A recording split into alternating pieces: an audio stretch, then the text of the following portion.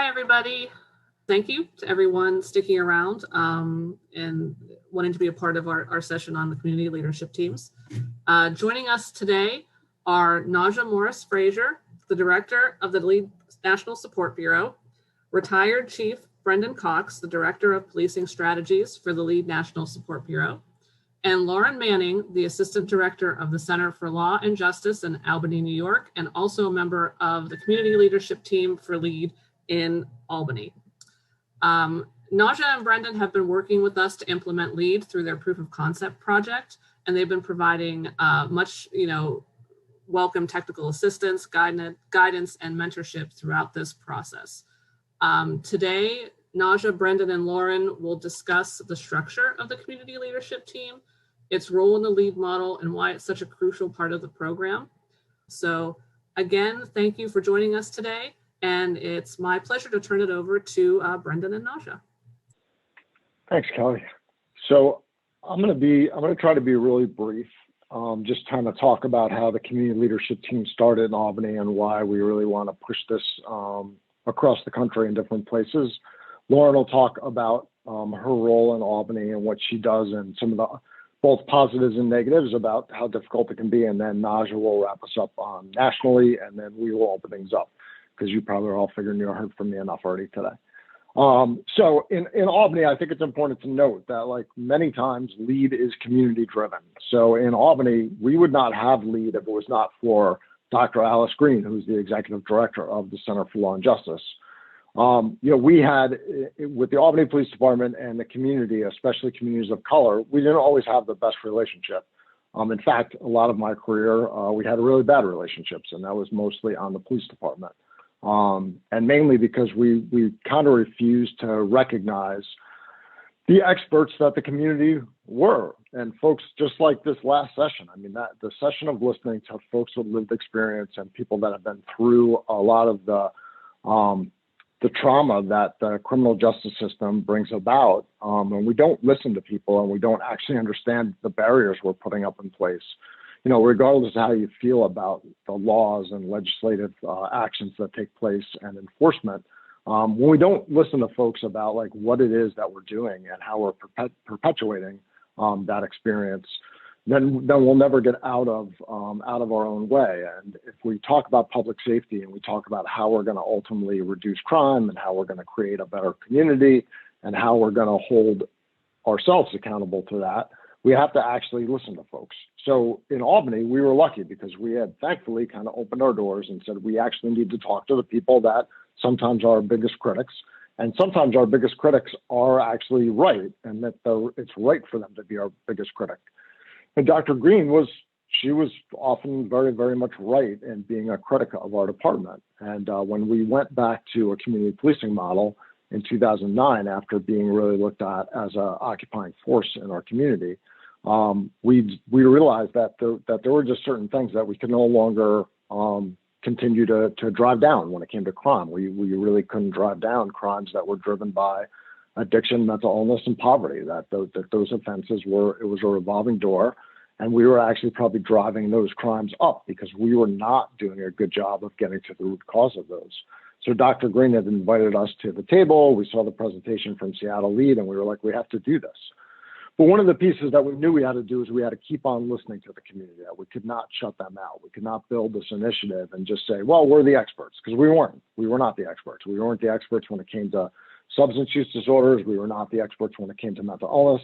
And we certainly weren't the experts when it came to poverty. So we realized we had to build something that included a mechanism to where we could, number one, be transparent. So as we built LEAD, we could be transparent with sharing exactly what was happening all the time in LEAD, the good, the bad, the ugly, whatever it was, we shared that back. We had to create a system where we could get that feedback and that input, because again, that session, I could listen to the last panel all day, because that is exactly what we needed to do. And we learned that, and I certainly know I learned that in 2009 as we tried to go back to a true community policing model. We did a ton of listening sessions around the city just to learn of what people thought of our department. And then it was important to really hear from folks about some of the damage and trauma that we caused. So we needed to have a mechanism where we could get true community input, true understanding of what was happening. And then we needed folks that were there in the community to help provide that education, and were really those folks that brought that legitimate message back to the community, and that trusted message, those trusted messengers, the recognition that, you know, myself as when we first started looking at LEAD, I was the deputy chief, but I was the chief when we implemented it. And regardless of what role I was in, not everybody was just going to believe me just because I walked in the room in a uniform. We needed folks that were trusted messengers. We needed folks from the neighborhood. We needed Dr. Green, Lauren. We needed those folks to be able to walk in a room that people trusted in, that people knew, that folks went to with their issues that were happening on a daily basis, to be able to come into a room and be like, no, it's okay. We actually trust the police when it comes to this initiative. We actually have been part of this. And we're telling you it's okay.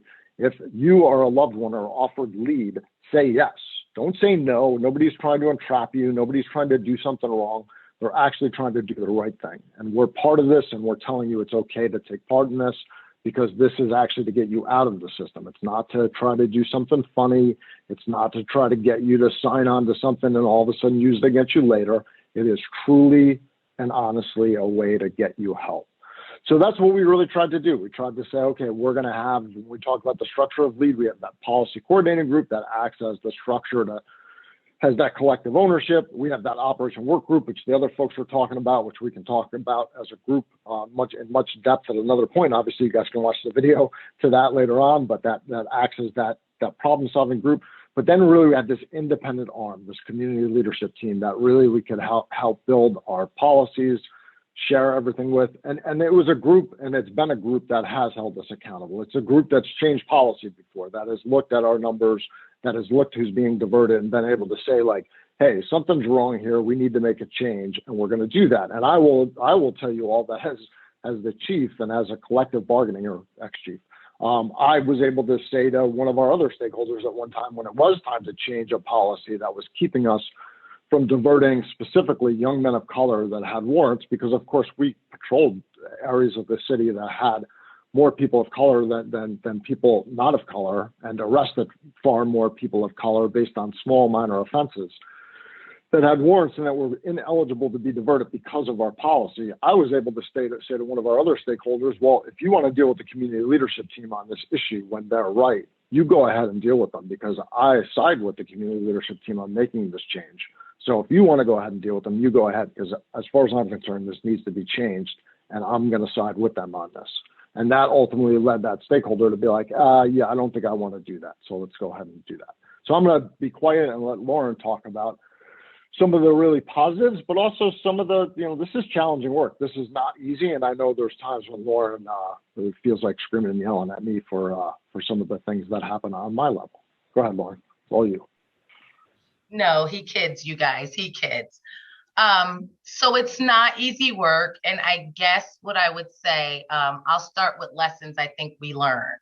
So we kind of just launched with the community leadership team, understanding that piece was an important piece, but I don't think we really thought it out. Like when we launched, we didn't think about the structure of the community leadership team or even the identity of the team. So if I could go backwards and redo it, we would have started, I think, with, coming up with the mission statement, coming up with goals for the team, sort of identifying who we want it to be as the community leadership team in the context of LEAD. And I think a piece that Brendan left out, which, yes, it's really important that we educate the community. Putting this into context, our LEAD launched in 2016. The opioid epidemic was huge, and the Black community was very angry that we were getting this kind, gentle response, which was not the response we had gotten in the 70s with opioids, in the 80s with crack. And we did a lot of people in this community, Black folks, BIPOC people, did not believe in LEAD. We didn't think it was going to be a program for us. It was just another program to help white people. So I think that community piece was really important in sort of combating that idea of the program, because you need community buy-in, not just to educate the community and be credible messengers, but to protect the program. So like when LEAD National stole Brendan from us, We got different leadership who may be, I won't speak to if they were as committed as Brendan, but their leadership style was different. And it became even more important for the community to take ownership of LEAD and say, no, you will not look at this as an afterthought. This needs to remain a priority. It's also important when you want the government officials to give you funding, because you cannot just put LEAD on autopilot and hope it works. We're also more recently, I think, finding that it's important. We're looking at our data and we're noticing victims declining participation. And for us, that tells us they really don't understand the program. Maybe they don't know enough about it. So that's important with us now, what we're looking at. But again, I think backing up, we were kind of all over the place. We were educating businesses, we were in the communities doing presentations, we were talking to directly impacted people, but we didn't really have a plan. We were just putting one foot in front of the other, just doing it. And I think backing up, we would have started with like, what's our mission statement? What are our goals? You know, it's not just to educate the community, but it's also to protect our LEAD. And also one of the biggest pieces for myself and the center is to continuously hold LEAD accountable, because we see LEAD replicating the same racial disparities as every other aspect of the criminal justice system. So Brendan knows we do not have one meeting where I'm not like, but what about the racial disparities? What about the racial disparities? And it's really important, because when you're trying to figure out the operational stuff, how is this working? Case management, how are we funding it? That can get lost. So I think Brendan knows I'm like always in there screaming, but wait, you know, we have to look at our diversions. We're seeing these racial disparities. But I think also something to think about is there will be times when things happen with the police and the community.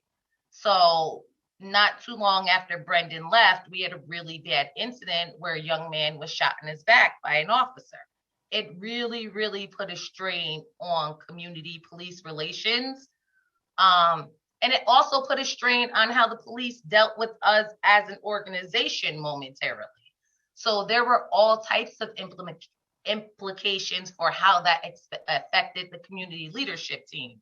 Remembering that many of those were credible messengers from the community who were now saying, no, police department, we want to know what happened with this shooting.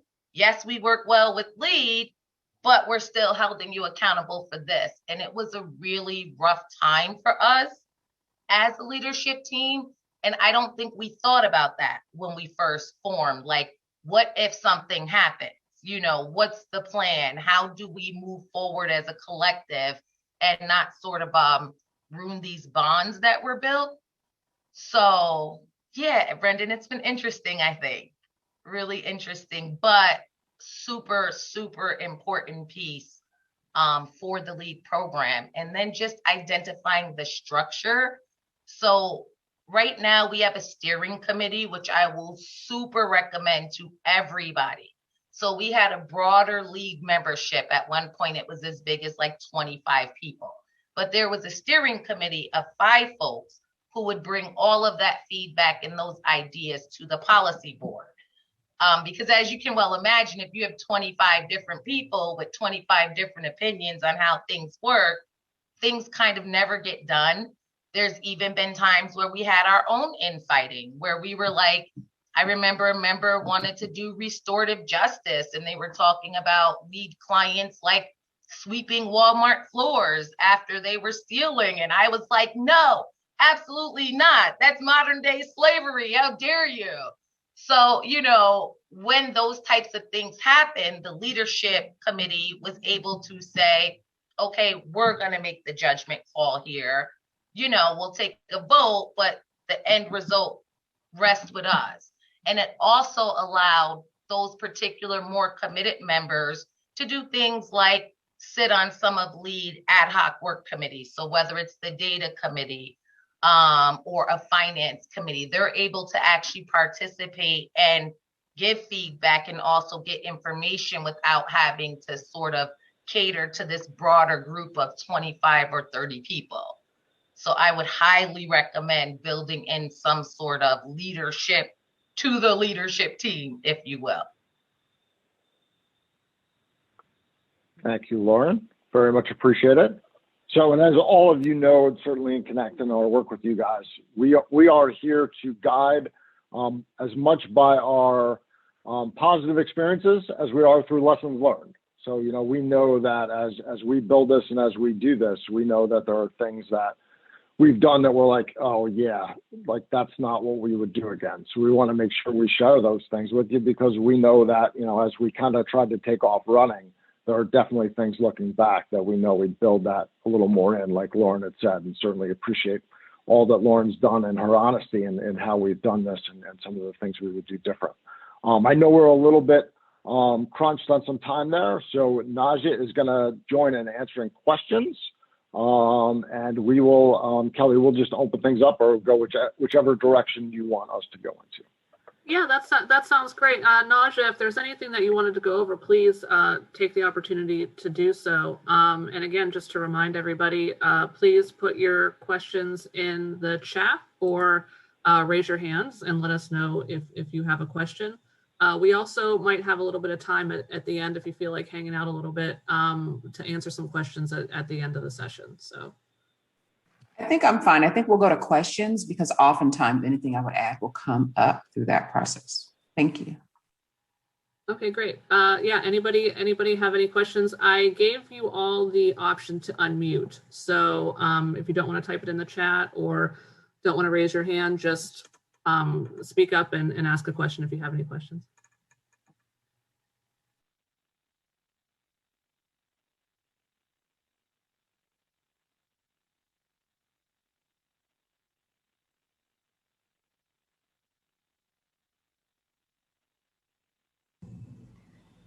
Kelly, if While I could we're waiting for, go ahead, Laura. Sorry, Brennan. Oh, yeah, Laura. Yeah. Lauren, you mentioned that there was an organization you were working for. Would you be willing to explain kind of the structure that existed for your community leadership team and how that fit into the larger LEAD program?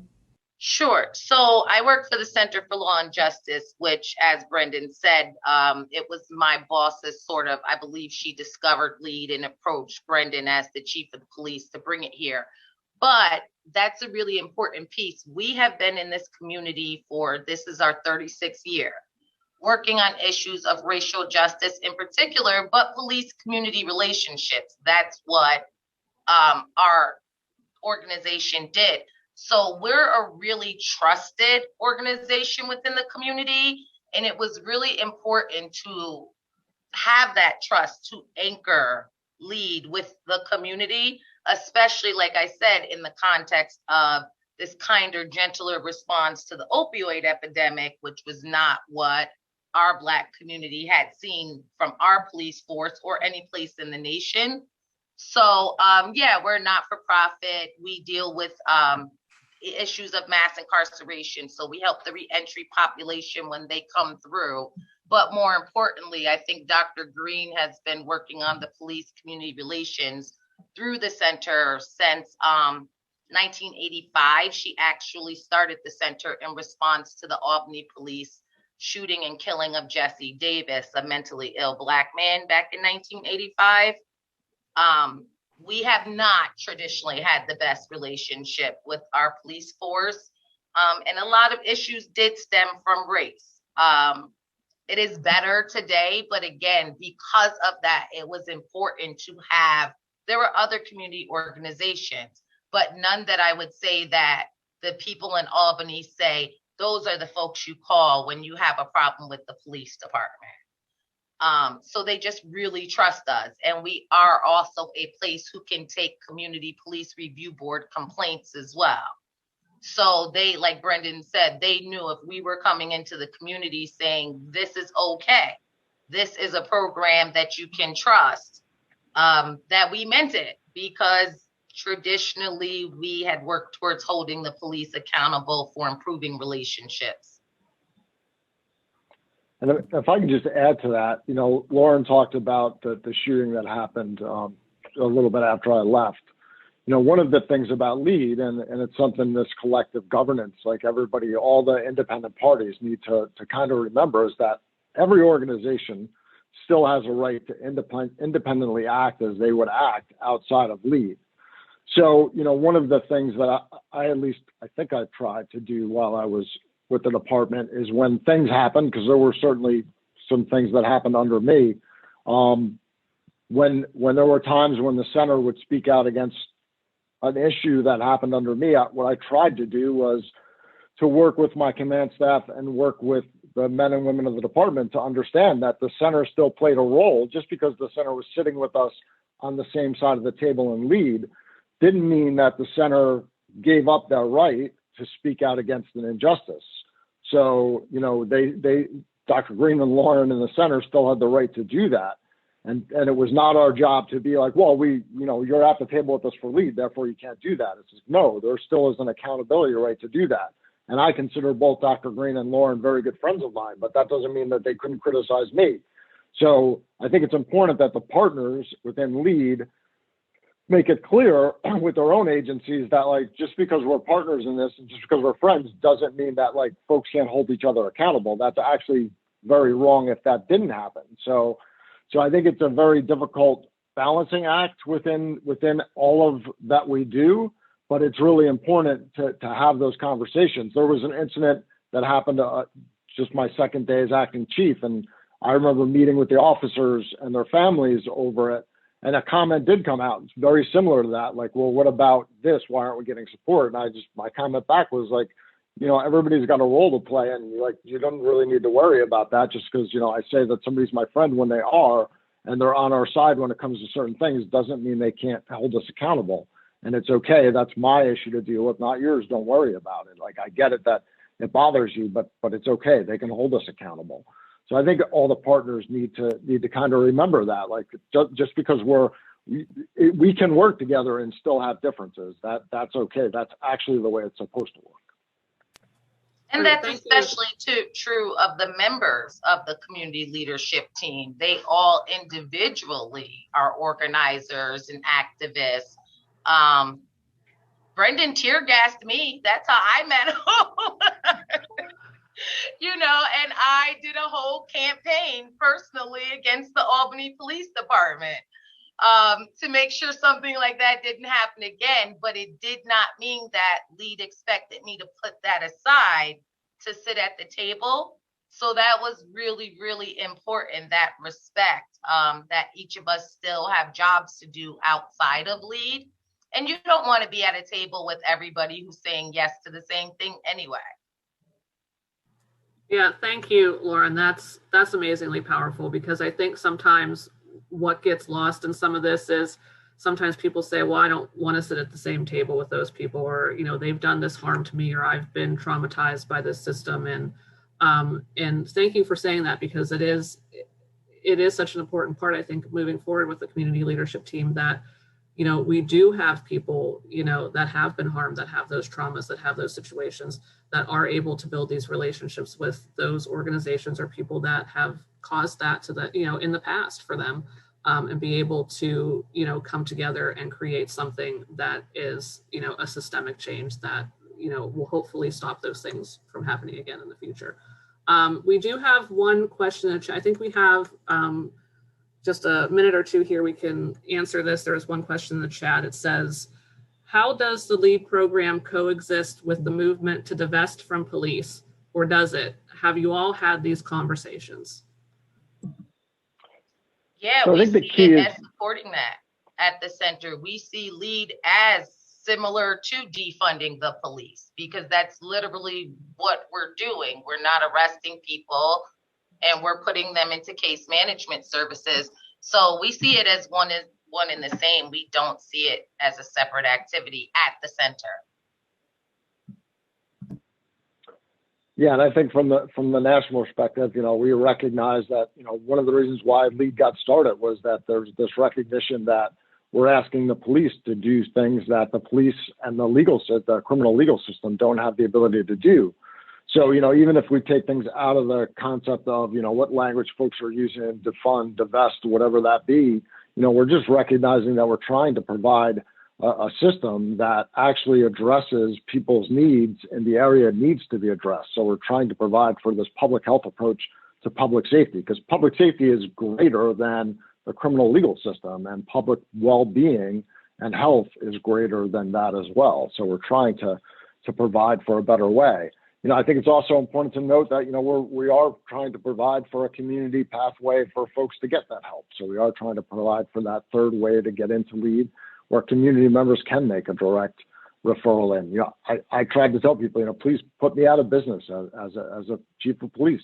I don't need to have all of this on my plate as the chief. Police departments don't need all of this on their plate. They don't want it. They want that help. So let's staff this, let's get people out there, and let's have the resources available to get folks that are suffering the help they need, and stop the insanity of trying the same thing over and over again and expecting a different result.